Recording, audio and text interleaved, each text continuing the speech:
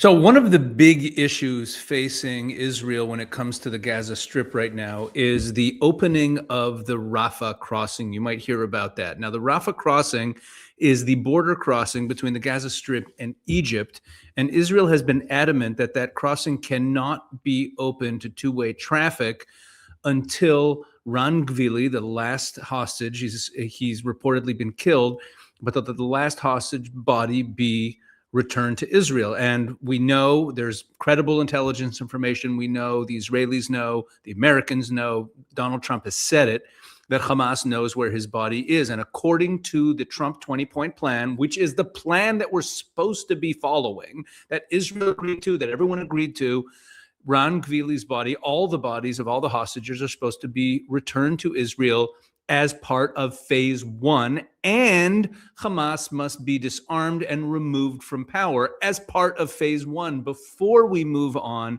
to reconstruction efforts and the International Stabilization Force and everything that the next phase, what's called phase two of the 20-point plan, is all supposed to be about. But what's been happening, if you're paying attention to what's happening now, what you're seeing is this announcement by the Americans of phase two, and that we're going to move forward anyway. And I did a video the other day about Jared Kushner's speech at the World Economic Forum. We're moving forward with phase two. We're going to start rebuilding Gaza. We're going to start, moving in, and we're going to have this technocratic government come in.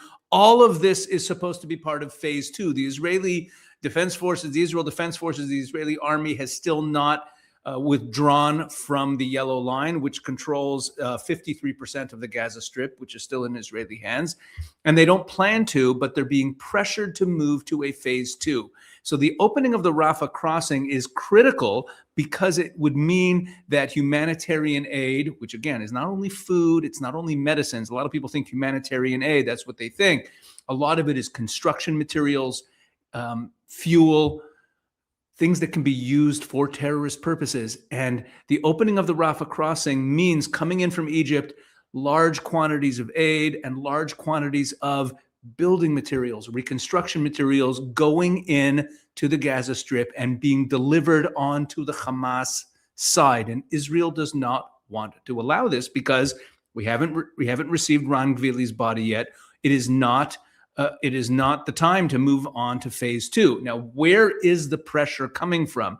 So it turns out that we're now learning that the main source of the pressure on Israel to move to phase two and open the Rafah crossing, here we have this report from just 2 days ago in the Times of Israel. Rafah crossing reopening was imposed on Israel by the Gaza mediators, Now, who are the mediators? The mediators are the Qataris, the Turks.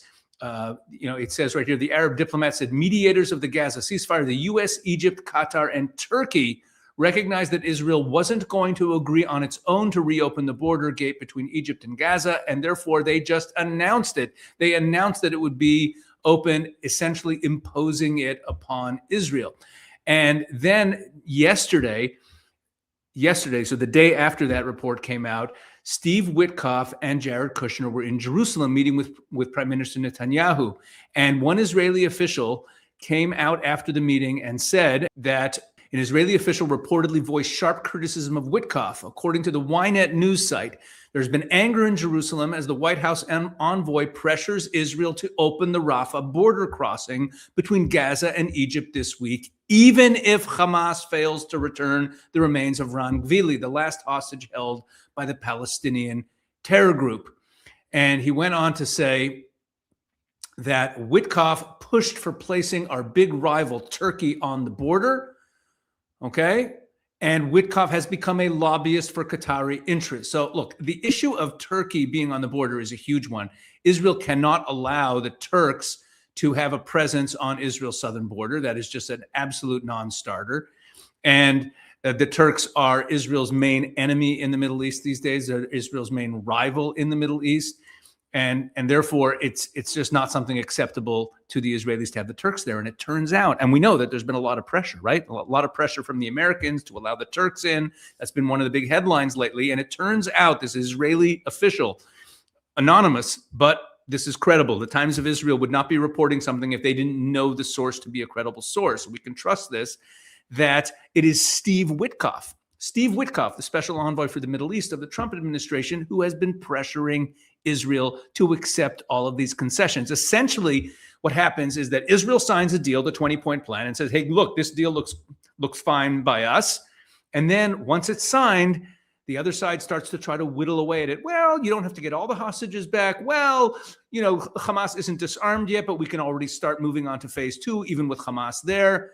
Look, Witkoff has been a problem since the absolute beginning. Let's go back and learn a little bit of background. Witkoff didn't appear out of nowhere. Who is this guy? So in 2013, Steve Witkoff, a New York real estate investor, purchased the Park Lane Hotel in Manhattan. Okay, and he purchased it together with a Malaysian businessman named Joe Low for $654 million. And their luxury apartment conversion plans for the hotel fell apart, and Low was exposed. Joe Low, this business partner of Witkoff's, was exposed for embezzling billions of dollars from Malaysia's sovereign wealth fund. So Witkoff found himself trapped. He had this financial quagmire. He was stuck with this investment, and Joe Low skipped town, and he was unable to unload the property. He was looking for $1 billion for it. Witkoff was forced to take out a $650 million loan in 2019 just to stay afloat. So Qatar's sovereign wealth fund came in and rode to the rescue of Steve Witkoff in August 2023, just as Trump's presidential campaign was ramping up. And they purchased the property for $623 million from Steve Witkoff. The timing could not have been more perfect, right? Trump's campaign was getting going, and Qatar purchased not just a hotel, but they purchased influence in Trump's inner circle. They purchased a good friend of Trump's. And this investment has paid off really well because Witkoff, who had good relations with, with the Qataris, and he was already a good friend of Trump's in the real estate community in New York. Trump looks at him and says, hey, he's someone the Israelis will trust because he's Jewish, but he has a good relationship with the Qataris. He's the perfect person to be my envoy to the Middle East. So if you fast forward, Witkoff is now positioned as a key diplomatic figure inside Trump's orbit. And ever since then, he has been pressuring Israel, and he has been on the side of the negotiations, pressuring Israel to make concession after concession from the day he came in. And it has all been to try to save Hamas from being destroyed. When Israel handed the Trump administration intelligence a few days ago, showing that Iran's executions of protesters were actually happening, and that the claim that they were not going to execute those prisoners, those over 800, that President Trump has been saying that he stopped the executions. Israel handed intelligence to the Trump administration, proving that they actually did execute them. Who was the one who delivered the message, the false message from the Iranians to the Trump administration, claiming that the Iranians were not going to carry out the executions? You know who it was? Credible reporting coming out of Israel that it was Steve Witkoff. Steve Witkoff passed along the message from Iran's president, Pezeshkian, and he passed it on to President Trump at face value, saying, well, the Iranians say that they're not going to carry out the executions. Now, why was a guy with strong financial ties to Qatar relaying the Iranian regime talking points to the President of the United States? The generous explanation about Steve Witkoff is that he's naive, but the realistic one is that he works for Qatar. He's part of a camp with Qatar, Turkey, and others. Put it all together. He's pressuring Israel to accept Turkish troops. He's relaying Iran's messages to Trump to get Trump to hold off on attacking. He's pressuring Israel to open up the Rafah crossing, even though Ran Gvili's body hasn't been returned.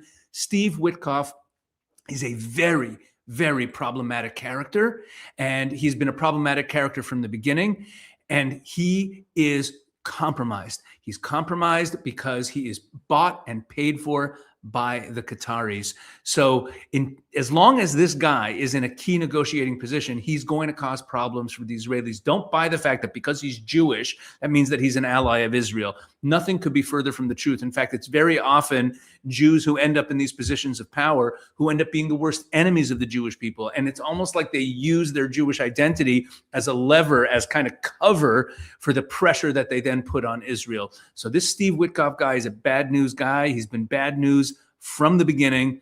And, we all have to be hopeful that President Trump is going to stop listening to this guy, because this has everything to do with, he's together with Jared Kushner, the other Jew there. I guess I'm sounding like an anti-Semite now, the rabbi.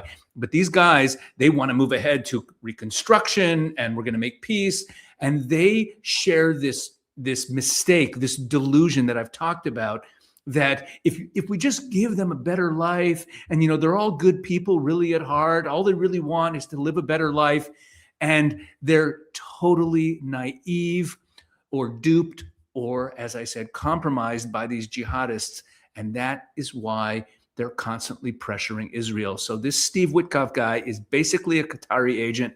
And if anyone listening to this has any relationships with anyone in the Trump administration, pass this video along. Let them know this Witkoff guy, we understand what he's all about. He ain't fooling anyone anymore.